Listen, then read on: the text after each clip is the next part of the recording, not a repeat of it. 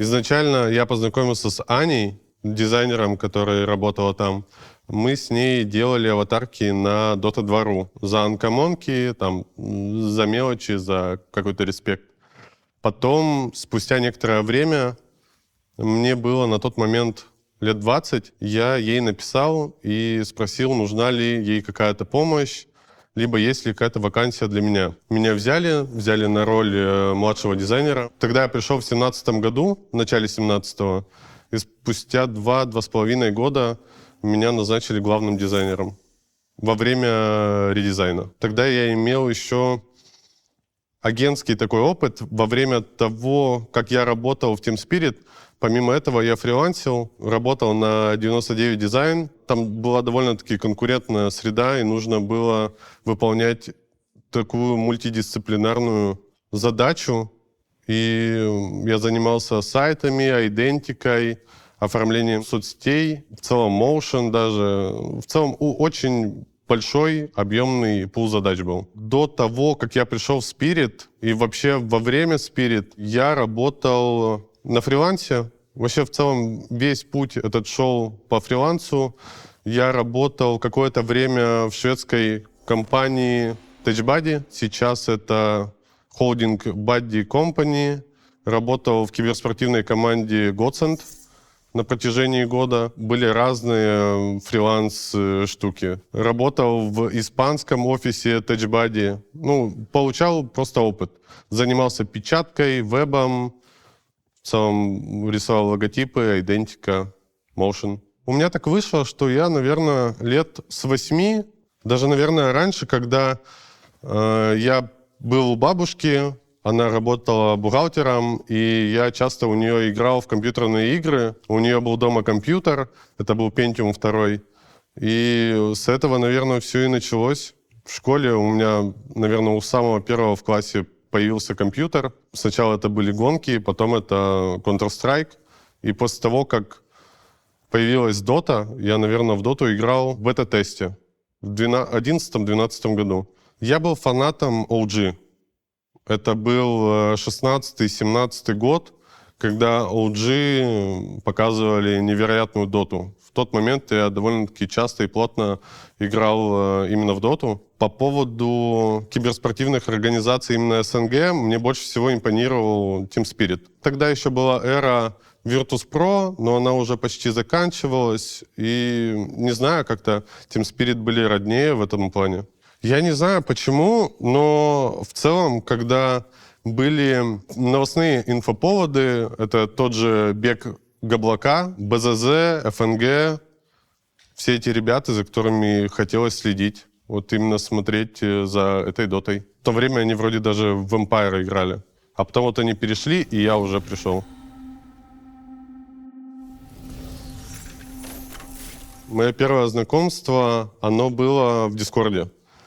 Это был редизайн. В общем и целом Никита и Костя дали мне свободу действий. Было обсуждение в целом айдентики, было обсуждение соцсетей, джерси и в целом направление, по которому мы будем двигаться. На тот момент у меня уже было свое представление, как это должно быть. В самом начале это происходило так, что мы должны были выглядеть как какая-то американская футбольная команда. То есть мы должны были параллельно идти обычному спорту, для всех привычному. Но на самом деле я не хотел, чтобы мы так выглядели. Там довольно-таки ограниченный пул самих картинок, и в целом киберспорт — это довольно-таки активная дисциплина, в которой нужно очень много разной графики. А в обычном спорте такого нет. В обычном спорте проходит матч, они сделали какой-то пост, и все. И это никак не складывалось. Нельзя было выйти из привычного спорта в киберспорт. Как все думали, здесь только приставка «спорт», и все. А очень большие различия были между двумя дисциплинами. Мое видение было таким, что это должен быть такой медиа-хаб. Это более что-то такое диджитал, это больше построено на таком веб-формате. Все картинки, они не должны быть постерными, они должны быть веб.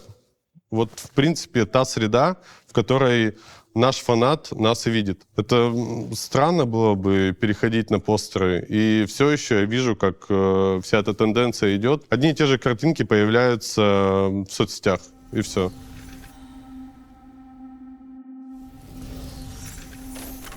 Процесс редизайна происходил таким образом, что изначально мы делали по тому плану, по которому работала киберспортивная организация на протяжении нескольких лет. Но этого было недостаточно, потому что мы планировали расширяться и идти как-то по пути развития, и нужно было как-то оптимизировать все эти процессы.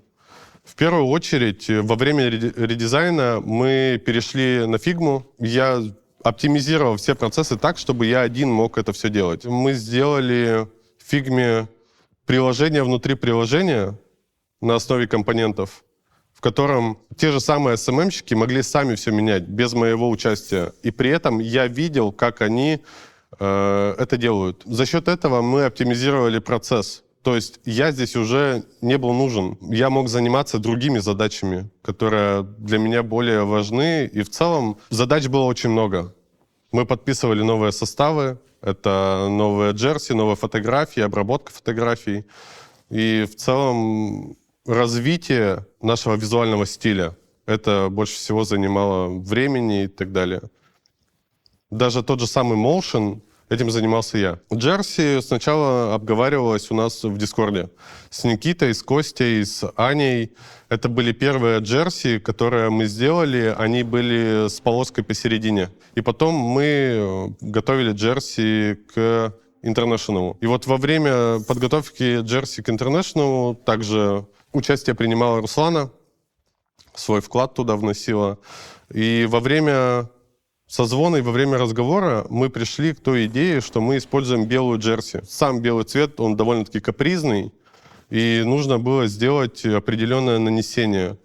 Тогда мы пришли к какому-то обновлению визуала. В целом мы хотели сделать что-то необычное, что-то интересное. Меня попросили накинуть что-то. В тот момент было довольно-таки стилевым использовать топографические карты. Я это показал, Никита говорит, сразу нет. Не думаю, что это я один придумал. Я думаю, что мы все это разогнали в течение всего этого созвона. И мы пришли к тому, что мы использовали карты городов, областей, родных мест. И ребята поехали на International вот именно в этой джерси. То есть они поехали с пониманием того, что что-то родное, близкое вместе с ними.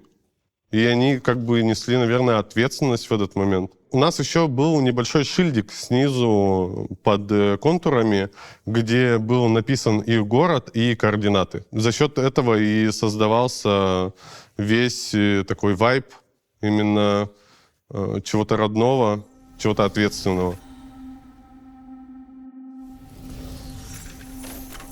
Практически точно так же Никита принимает свое участие вот именно в разработке, принимает участие в конце, то есть он апрувит, либо вносит какие-то корректировки, но в общем и целом процесс тоже такой же.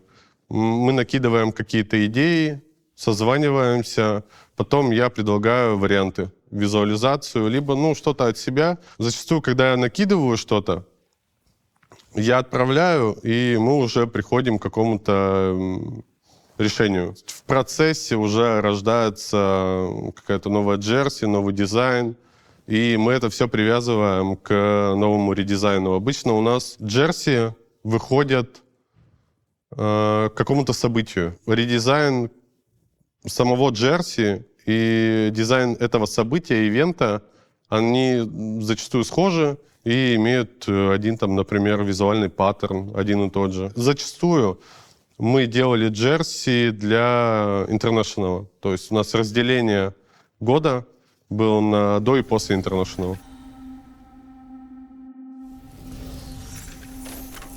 Самый большой диссонанс это, наверное, был, когда мы приехали в Астану на турнир. Ты выходишь просто из дома, и каждый третий в джерси Team Spirit, либо в кофте Team Spirit. И это вот для меня действительно было Ну, просто клево видеть то, что ты это вот недавно рисовал месяц назад, а сейчас все в этом ходят. И это довольно-таки странно. Потом по приезду в Екатеринбург практически весь самолет — это были ребята, которые ездили на турнир.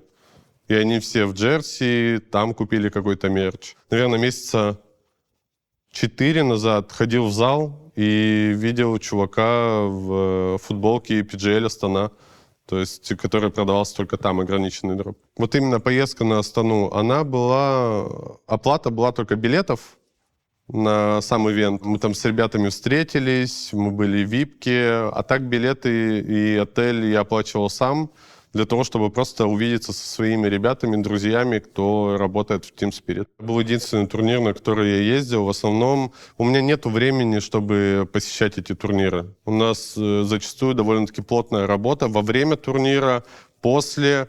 И у нас много внутренних задач, когда мы постоянно должны находиться возле компьютера, помогать СММщикам, медийщикам, хостам.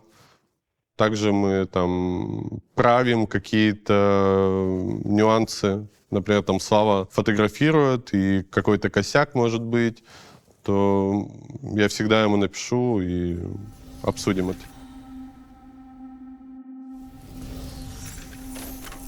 Дизайн-отдел начинался с меня. То есть изначально мы сделали редизайн, Ани уже тогда не было. Я начинал оптимизировать процессы и расти самостоятельно. Для меня это была такая цель, довольно нарциссическая цель, когда я относился к Team Spirit как к своей команде.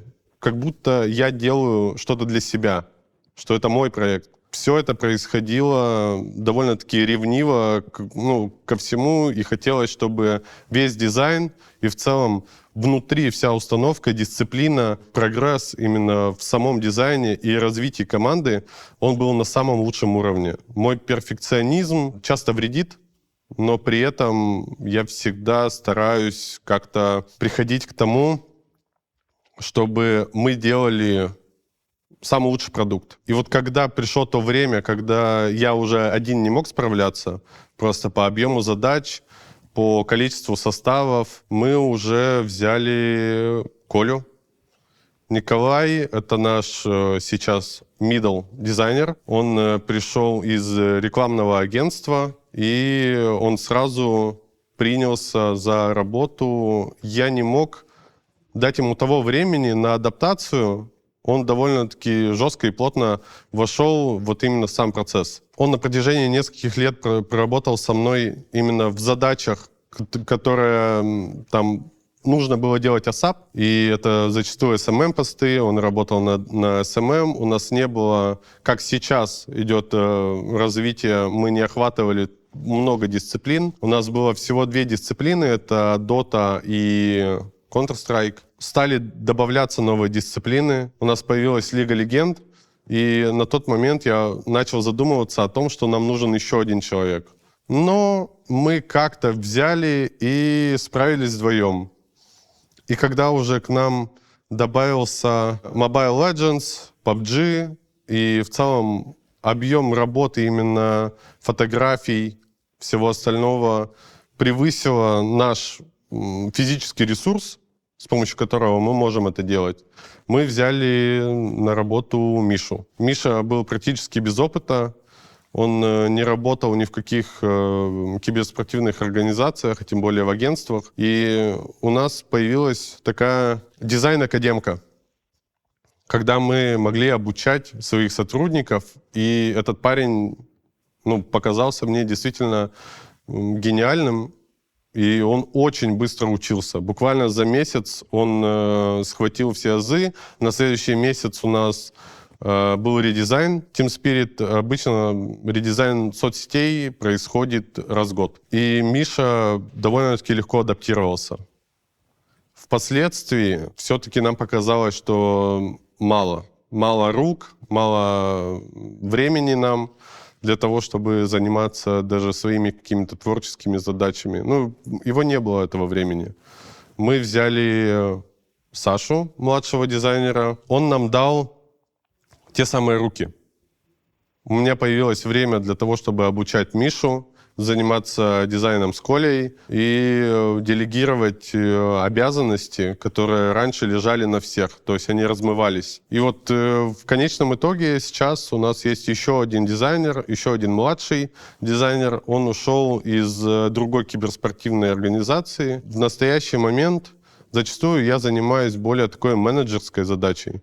Задаю какой-то стиль. В любом случае это творческая задача, творческий процесс, в котором я должен принимать свое участие. Я должен постоянно находиться за компьютером, я должен постоянно как-то ребят править, направлять и развивать. У нас вот 5 человек вместе со мной. Каждый понедельник мы проводим дизайн-созвоны, дизайн-ревью. Ребята собирают какие-то определенные референсы, и их перерисовывают для того, чтобы учиться. Как я и сказал, это дизайн-академка, в которой мы учим ребят дизайну.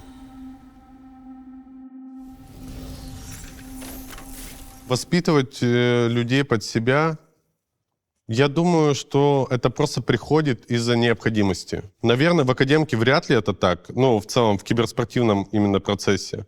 Но у нас это больше из необходимости. И в целом взять фаната, работать в Team Spirit намного выгоднее, либо брать какого-то обычного человека, который интересуется киберспортом. Естественно, люди, которые приходят в Team Spirit, это все фанаты Team Spirit. И они хотят достигать общей цели. Именно для этого, наверное, мы все и работаем в Team Spirit, ну, в дизайн-отделе, по крайней мере. Выполняем задачу так, чтобы нам за это не было стыдно. Это наше лицо. Визуальный язык бренда — это в целом цвета, логотип, шрифты. Tone of voice, наверное, это самое главное. Он также, помимо соцсетей, он влияет и на сам дизайн. Дизайн должен быть строгим, дизайн должен быть минималистичным. Это все задавал Костя. Изначально самый первый редизайн, который был черно-белым, он был построен на принципах Кости. То есть, когда мы это все обсуждали, мы приходили к определенным решениям и очень много сомневались по поводу цветов. Представьте, мы черно-белые, то есть мы не имеем никакой определенной индивидуальности. Мы выходим и такие, вот смотрите, Team Spirit теперь черно-белые, хотя до этого мы были салатовые, и это выглядело ярко. С этим можно было работать. А когда вы черно-белые, это довольно-таки строгая цветовая палитра, в которой вы ограничены в своих каких-то определенных решениях. И мы приняли просто правила игры, я их принял, и я в целом любил минимализм.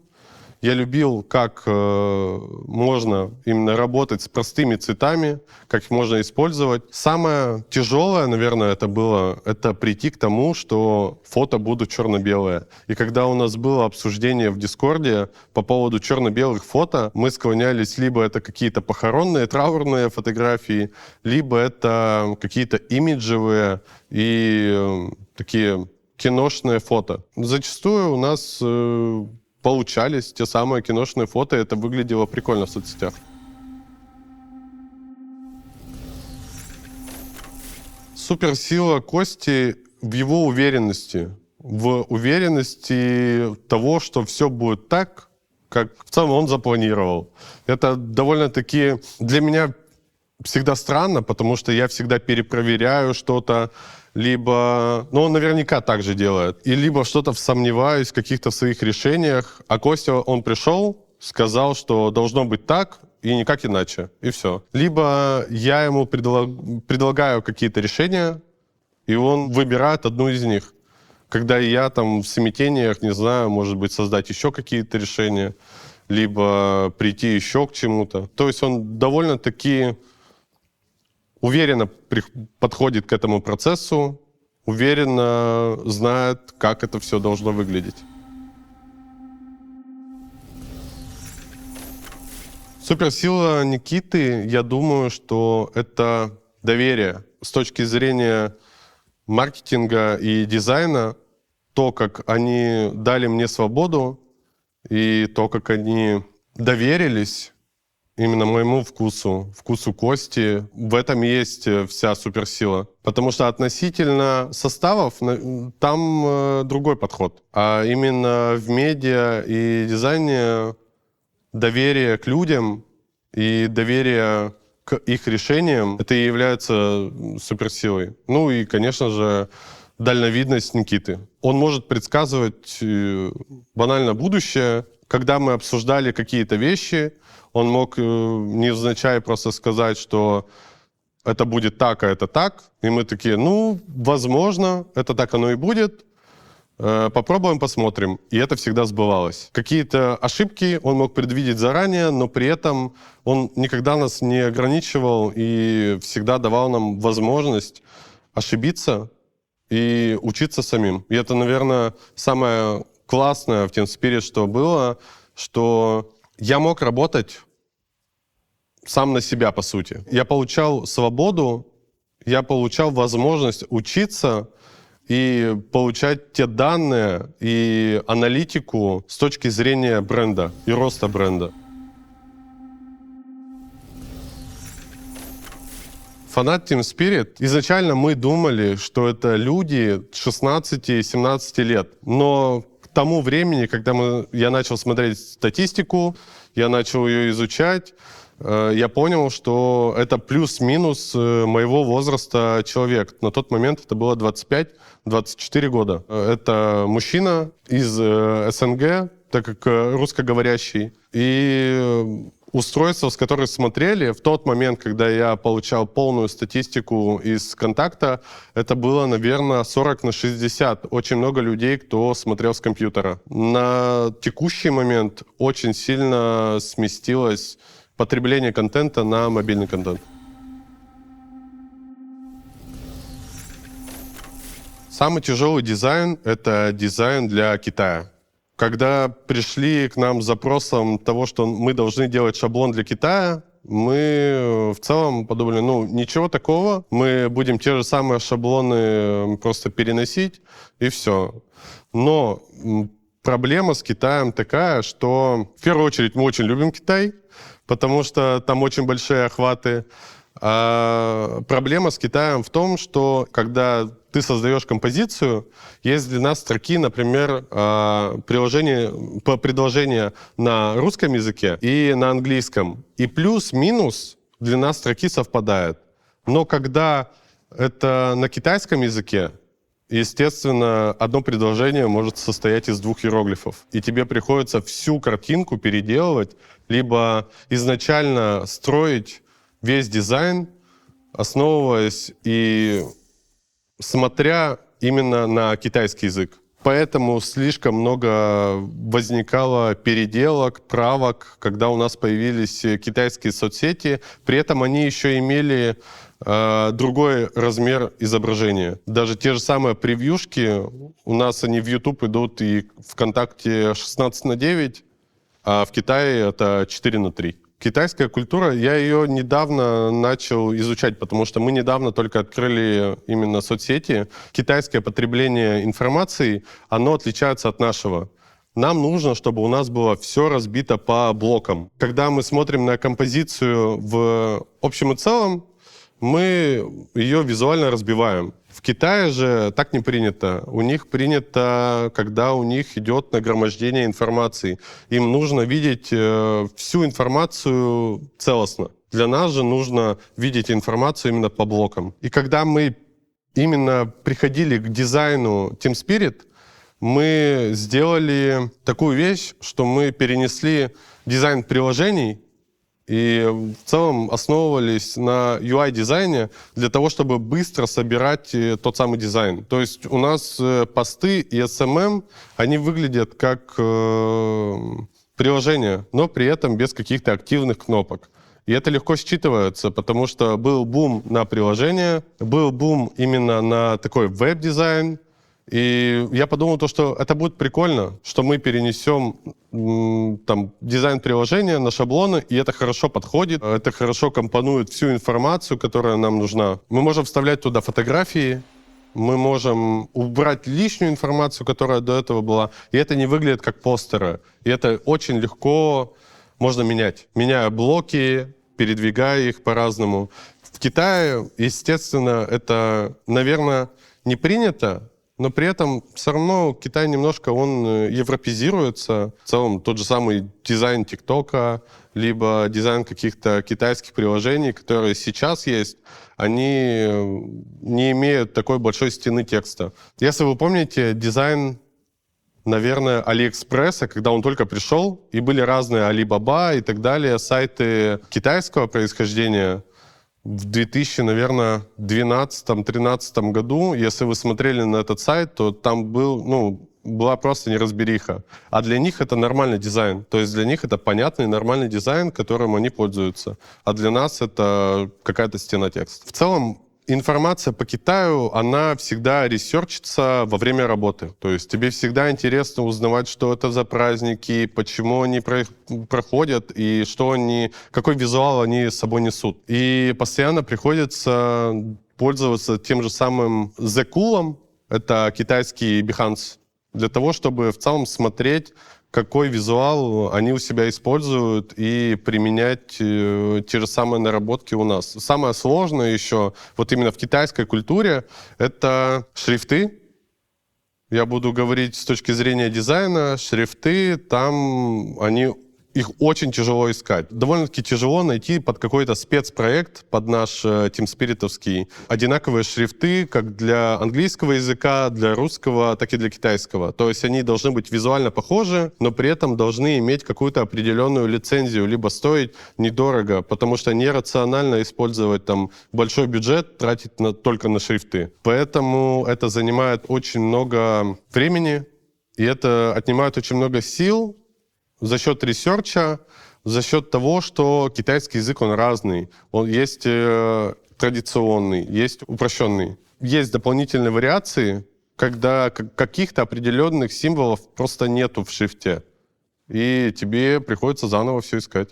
При работе с Китаем меня больше всего удивила работоспособность китайцев. Они буквально могут тебе прислать какие-то правки, либо сами прислать какие-то наработки ночью. То есть у него ночь, он может тебе прислать, он там встал куда-то, не знаю, получил какое-то сообщение, они всегда в работе. Они никогда не останавливаются, довольно-таки быстро происходят все процессы.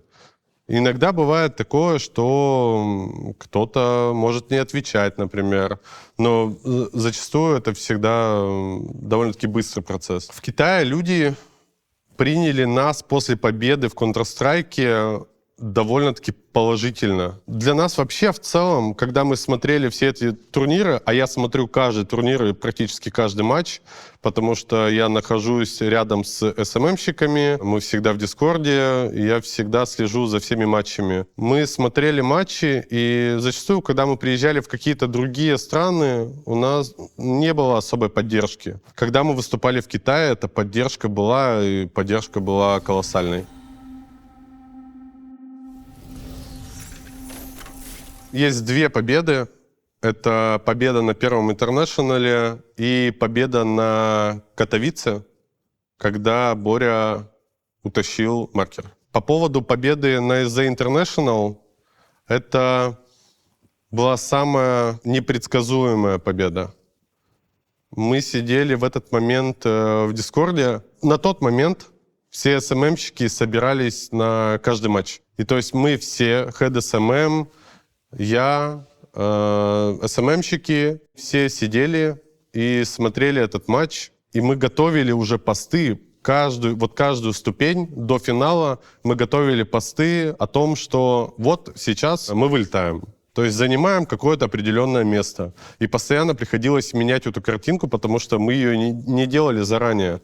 Там либо 7-е, 8-е, 4-е, там, 5-е, 3-е, 4-е. Точно не буду вдаваться в подробности, но, насколько я помню, мы сидели, смотрели эти матчи и просто были в шоке, потому что мы уже написали текст, мы уже подготовили изображение, а команда выигрывает. И последний этап, наверное, финал, он был до слез, наверное, там все плакали. Это был самый такой захватывающий финал, который вообще никто не ожидал, что именно так это произойдет. TeamSpirit были на тот момент черной лошадкой. Все смотрели Никса. Это было праздником не только для команды, но и для всей организации и людей внутри в том числе.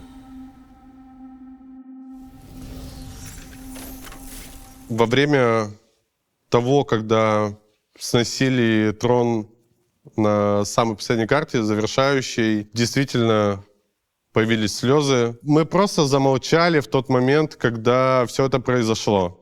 И спустя какое-то время все понимали, у всех дрожали голоса в Дискорде. Просто были ура, очень много было там есть же и так далее. Это были очень яркие и запоминающиеся эмоции. Для меня сейчас самое сложное — это переизобретать себя. Это, наверное, самое сложное для всех ребят. Когда они работают именно над одним стилем, нам приходится раз в год придумывать что-то новое и что-то, что отличалось бы от предыдущих наших стилей. Изучение новой информации, там, новые дисциплины. В целом у нас ребята мультидисциплинарные, и, наверное, обучение и вот этот вот большой темп, при котором мы должны работать в киберспорте, это, наверное, самое сложное.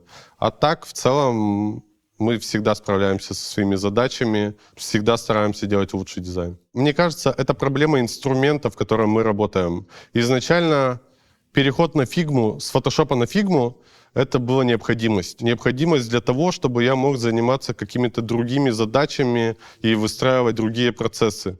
И за счет этого и создавался именно такой дизайн. И сейчас, когда многие команды берут подобные наши наработки, используют их в своих командах и так далее, ну, в этом ничего такого нет. В целом, все хотят быть как Team Spirit, и мы же не можем им это запрещать. Самое главное, чтобы этот дизайн был классный, клевый, и вся индустрия, чтобы развивалась, и было приятно смотреть на эту индустрию. Но при этом я вижу подвижки на то, что очень многие меняют наш дизайн и приходят к чему-то более интересному. Это в первую очередь мотивирует и создает какой-то определенный такой соревновательный дух. Это заставляет нас чуть больше стараться и прыгать выше головы. Я не храню и никак не собираю дизайны других организаций, потому что в этом нет никакого толку. В целом мы не можем взять это как референсы, а тратить свое время и свой эмоциональный ресурс на то, чтобы вот, смотрите, какой дизайн у них, они взяли у нас. Ну, в этом нет необходимости. У нас есть свои задачи, на которые мы должны положить весь фокус. Я веду свой телеграм-канал для того, чтобы хоть как-то показывать себя, наверное, рассказывать о том, что происходит у нас внутри, как-то делиться опытом, потому что многие думают, что соцсети ведет Слава Артист, например. И дизайн, возможно, думают, что ведет тоже Слава Артист, но над дизайном работает большая команда, и чтобы они могли смотреть, понимать, как происходит этот процесс, какие были наработки. Наверное, самое важное, для чего я сделал телеграм-канал, я выкладывал туда какие-то определенные наработки и исходники вот именно наших дизайнов. И это самое интересное — делиться процессом, делиться той картинкой за кадром, потому что многие не видят этого бэкстейджа именно в дизайне.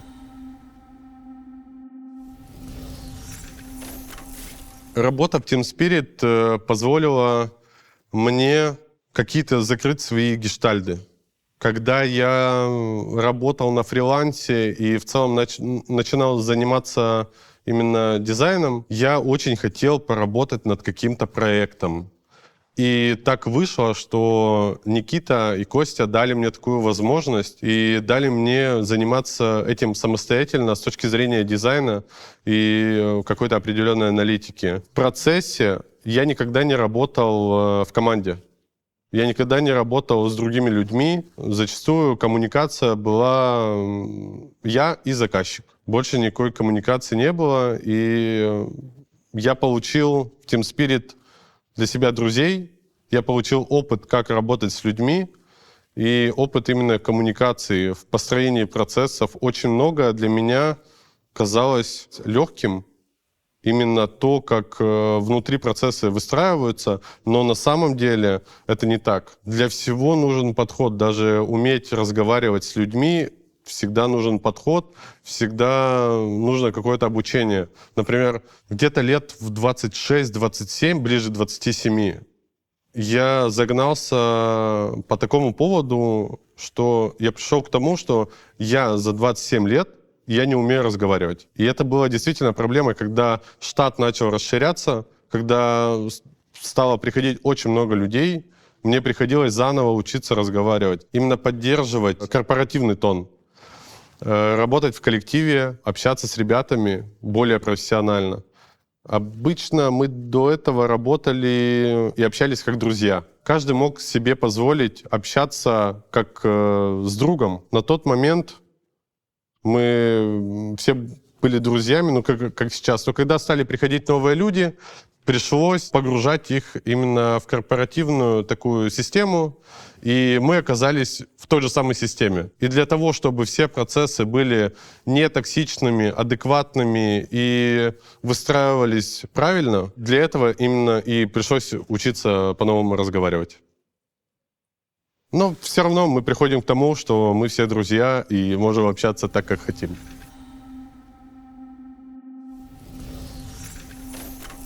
Да, конечно, у нас вертикаль, и все должны друг друга уважать, как минимум. У нас нету такого, что мы можем там при Никите сказать какую-то шутку. Это, наверное, не его какая-то установка, а именно наше уважение к Никите, что мы не можем с ним общаться, как мы общаемся, например, у себя в коллективе. Что, я думаю, это нормально. Но при этом сам Никита, он может запросто с нами там пойти в Counter-Strike играть. Недавно была такая ситуация, что ребята мне пишут такие: а кто там в Дискорде с нами, ну, с Костей сидит?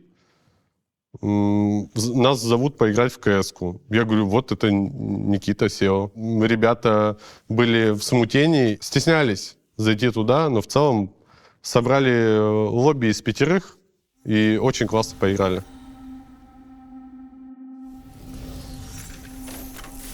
Я думаю, что Team Spirit станет большой, очень большой организацией по типу Liquid, EG, но без этих ошибок, которые есть сейчас в этих организациях. То есть это 100% будет одна из самых лучших, огромных, больших организаций. Я думаю, что Team Spirit — это будет синоним слова киберспорт. Все, кто были связаны с Team Spirit, и все, кто сейчас играют в составе и так далее, они все будут запечатлены на такой исторической карте киберспорта. Team Spirit из киберспорта уже вряд ли вычеркнешь, и Team Spirit будет становиться все больше, больше и больше.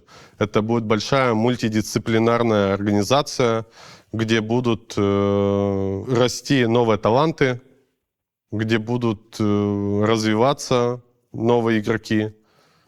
И это, наверное, будет одним из того будущего киберспорта, потому что мы первые, кто, наверное, сделали такую успешную академку. Я считаю, что Team Spirit — это будет таким ульем для всех игроков, которые в дальнейшем будут зарабатывать свои трофеи на киберспортивной, на мировой арене.